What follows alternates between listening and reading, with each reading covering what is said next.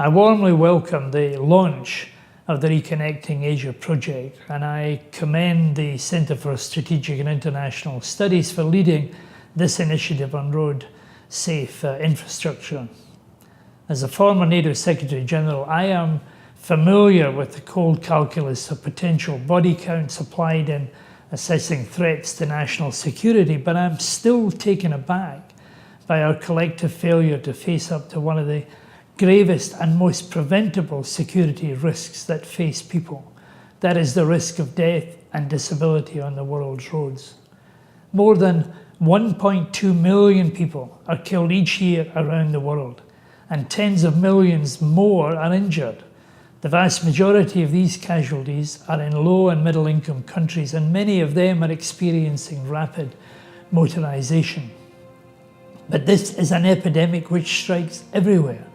For example, at current rates, every 3 years, the United States loses more people to road traffic crashes than the total combined US combat deaths from the Korean and the Vietnam Wars. Indeed, had somebody shown me the body count numbers when I was at NATO, I would have assumed that I was looking at the impact of a high-intensity civil conflict. I might have anticipated campaigns for humanitarian intervention, yet for the most part, and despite our successful campaign to include road safety targets in the Sustainable Development Goals, many governments and donors still turn a blind eye. Now, this has to change, and one of the main fallacies is that road traffic injuries are the collateral damage of development itself, some inevitable consequence of the investment in transport infrastructure and the growing demand for vehicles. Well, this type of thoughtless fatalism actually costs lives. The causes and the simple preventative cures are well known, and with political commitment and attention to detail, they can be implemented. For example, tens of thousands of children die each year because major highways are routed between their homes, often in informal slums and schools.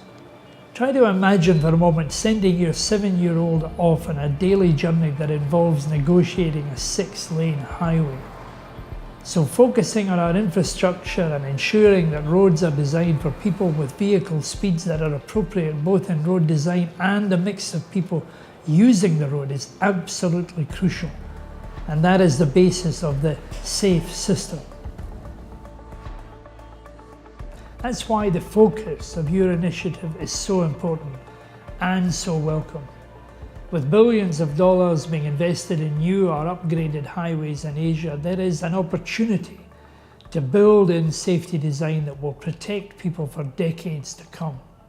On the other hand, get it wrong now, and governments will see much of the economic benefit that they anticipate from improved trade routes and connectivity simply being squandered in the spiralling trauma and long-term healthcare costs. The FIA Foundation, which I chair, is also working to set infrastructure investment on a sustainable path. We're the core donor for the International Road Assessment Programme, IRAP, which works with governments, cities, and multilateral development banks in more than 80 countries.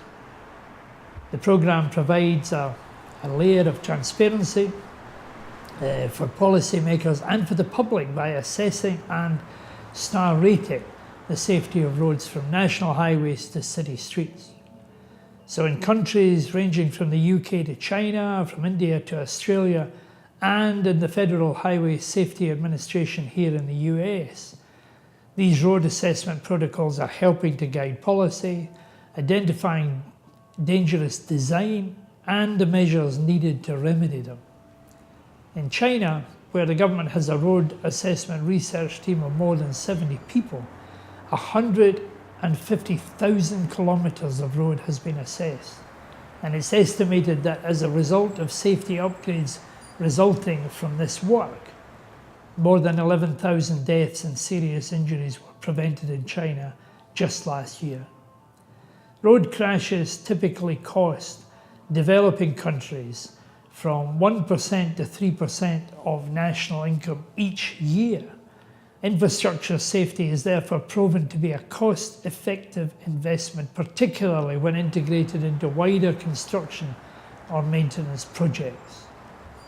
Research undertaken for us by social impact experts in Australia, who forensically calculated the real health costs of road traffic injuries, found that early investment in safe infrastructure pays for itself 3 times over.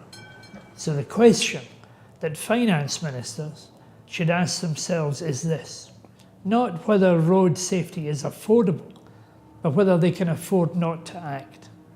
So I commend strongly your report, your initiative, and your leadership. Let's work together to tackle this tragic and preventable carnage and save more lives. Thank you.